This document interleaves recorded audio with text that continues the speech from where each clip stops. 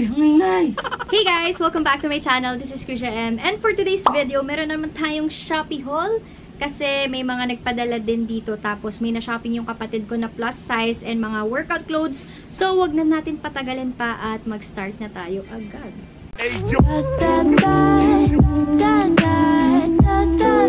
First item is itong sports bra. Large yung size ko dito. Actually, dapat hindi na pala large yung binibili ko. Kasi nga, malaki to sa akin guys. As in, tignan nyo naman.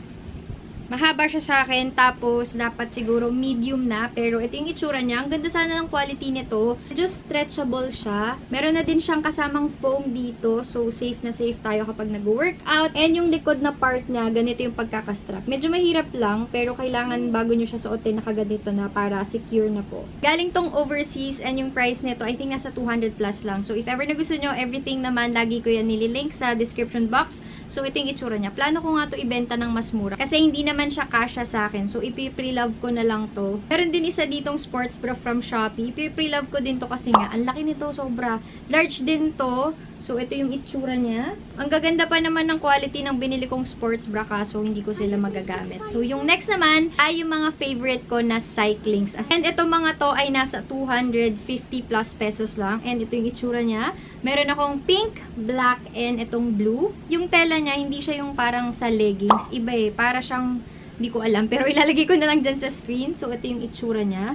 It's also stretchable. And alam nyo naman, ang mga gusto ko sa mga pang-workout clothes ay yung makakapal yung dito para naiipit din yung tiyan. Ito yung likod niya and sobrang ganda nito kapag nasuot na. Meron silang small, medium, tsaka large and XL yata. Next is itong color black. Same sila ng quality pero ito wala siyang brand kung ayaw nyo ng ganun. So ayan, meron din sila. Feeling ko ang magiging problem ko lang dito kapag tumagal na, baka mag-bacon to.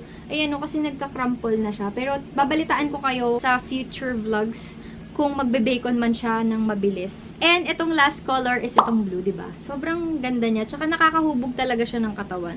Next naman, isisingit ko lang dito yung padala from online shop. Kasi si a.slky, sa Instagram siya. So, ilalagay ko dyan sa screen. Nagpadala siya ng mga scrunchies na silk. Maganda raw to kasi nga less hair fall. Tsaka okay siya for damaged hair. Kasi, yun nga, malalesen yung hair fall nyo. Tsaka wala siya masyadong friction. Unlike yung sa regular na scrunchies or ponytails. So, ayan. Ang cute din ng design, diba? Lakas makasyashal. I'm sure affordable lang to. So, if ever na gusto nyo, just message her. And next naman is from Cupid PH. Meron siyang Facebook and Instagram. Tapos nagpadala siya ng mga damit. Yung una is itong suot ko ngayon. Nakalagay lang na juicy. Halter yata yung tawag dito. Hindi ko lang sure. Pero kailangan kapag susuotin nyo to, nakaano kayo. Yung parang bra na walang strap or nakatago yung strap para hindi kita na nakasabit dyan. Tapos, meron din tayong pa-sexy na ganap dito. Parang ang liit niya nga sa akin, no? Pero stretchable to, guys. As you can see, pero hindi ko siya magagamit pang alis, pang bahay lang. Branded Overruns to, and meron din akong color red.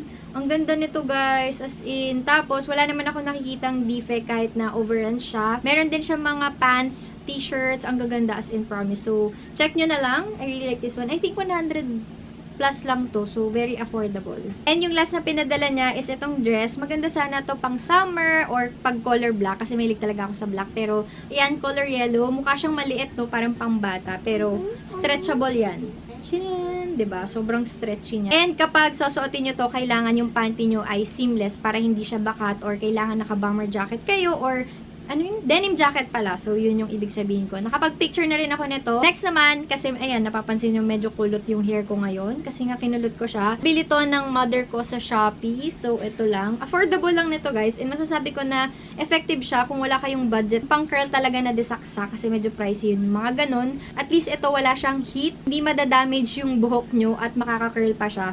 Inano ko lang to, binrush ko lang siya kasi ayoko ng masyadong curl. Depende naman sa inyo. Pero dalawa to, guys. May buhok pa. Ano po? Prefer ko tong maliit kapag mahaba yung buhok nyo. Pero kung maiksi yung buhok nyo, tapos gusto nyo lang na nakapapaloob yung hair nyo para hindi siya tikwas na fly away ganon, ito yung bilhin nyo, yung malaking version. Very affordable lang to, guys, and marirecommend ko kasi nga, mas tipid yan. Tapos, next naman, ito, binili na to ng mga kapatid ko. Ipapakita ko lang din. Actually, halos lahat na ng kasunod ay binili ng kapatid ko sa Shopee. Ito ay Strawberry Kiss Organic Brightening and Exfoliating Sugar Lip. Hindi ko alam kung magkano nyo to nabili, pero nagagamit niya naman. Bango. Smells really good. So, ito yung itsura niya. And ito yung kanyang brand. Hindi ko alam kung bakit ito, pero sabi niya maganda raw to. And the next naman ay mga plus size na damit na.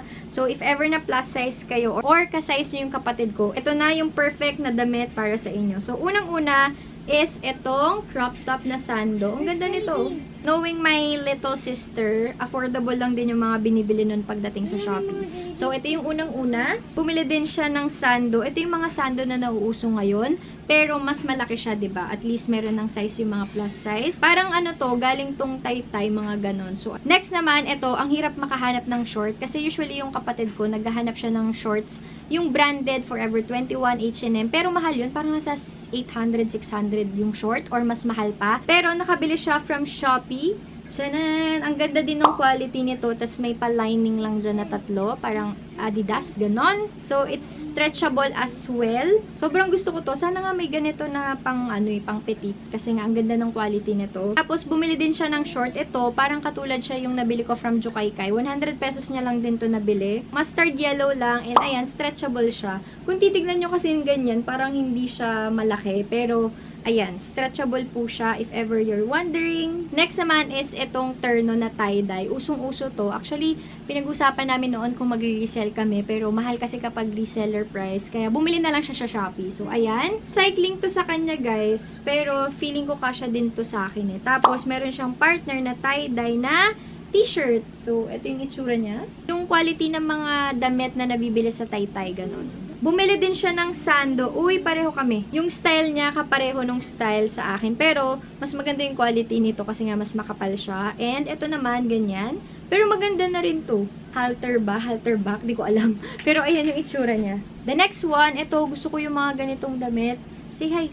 Hi! Yung itsura niya. Ang ganda nito, guys, as in. Tapos, stretchable din siya. As you can see, meron dark nito. So, if ever ayaw nyo ng mga ganitong color or gusto nyo yung dark, meron din sila. Iba-iba lang yung shop na pinagbilan ng kapatid ko. So, try ko likumin lahat. Tama ba? Try ko kunin sa kanya, tas ilalagay ko na lang sa description box. So, ayan yung itsura niya. And, ang ganda ng quality ng tela. Hindi siya see-through. Tsaka, para siyang pangyayamanin. Feels ganon. Meron din siyang binili. Ang dami niyang binili, grabe. So, ito yung na-accumulate niya simula nung nag-lockdown until now. V-neck na t-shirt. So, ayan. Actually, kasya din to sa akin. Oversize siya. Gusto ko rin yung mga ganito. Pero, yung quality again is from Tay-Tay. Pero, ito medyo see-through siya. Yung sa tie-dye kasi kanina hindi see-through. So, ayun. Pero, okay lang naman basta nakabra kayo na dark or tube. And the last one, ang ganda naman ito. Gildan na soft style ring spun t-shirt. Pero yung kanyang design ay ang ganda, grabe, tie-dye. Sobrang ganda nito as in. And kasya rin to sa akin. Oversize nga lang. Pero ang ganda niya, oh. Meron kasing iba't ibang klase ng tie-dye. So, ito, yung tie-dye niya, iba yung tela. Tapos, meron naman mga tie-dye na, katulad nito, t-shirt, cotton yung tela niya. Ito, medyo maganda yung quality, yung Gildan na t-shirt. That's it for my Shopee haul. Pero, mag-add ako dito kasi may nagpadala sa atin ng pagkain na naman. So, meron tayo dito from Chili King on Facebook. Tamang-tama to kasi nga si MJ mahilig siya sa maaanghang, 'di ba? Ayan, tignan niyo yung cute na baby niya, oh. Medyo nadumihan lang kasi nabasa, pero ayan, ang cute. Thank you so much, sis. Sana suportahan niyo yung small business nila ng kanyang anak. Tapos, ayan, nagpadala siya ng chili ching, chili garlic oil. Dalawa to, guys. Thank you so much. Babalitaan ko kayo sa vlogging channel namin kung masarap siya. Pero for sure masarap 'yan kasi nga chili yan eh. Kahit anong chili naman magugustuhan ni MJ. Tapos, meron tayo from thedelishph on Instagram. Nagpadala sila ng lechon in a jar. Diba, bongga? So, ito, lechon adobo from, ano siya, Sebio's House of Lechon. Best lechon in town. Hindi pa namin to natitikman, pero matagal pa naman yung expiration niya. So, baka pag wala na lang kaming ulam, diba? From Pangasinan to, guys, if ever na nag-wonder kayo. And lahat ng information, again, ilalagay ko sa description box. So, thank you so much po, the delishph on Instagram. So, that's it for my Shopee haul. Sana nag-enjoy kayo. At puro Shopee na lang ang nakikita nyo sa aking channel. Pero kasi nakaka-relax talaga mag-shopping, guys. Yun nga lang, butas ang bulsa. Pero, okay na din. Tapos, next video natin, i-review ko na yung Sika line ng Lux Organics. Sobrang dami nagre-request nito sa akin and magto 2 weeks na simula nung ginamit ko to. So, excited na ako. Tapos, magkakaroon din pala ako ng Shopee room decor kasi nga magsha-shopping ulit ako ng mga pang-decor dahil meron ulit akong voucher. Lagi ko na itong sasabihin sa inyo. Huwag nyo kalimutan mag-subscribe sa aking channel para makahit na tayo ng 100,000 dito sa YouTube.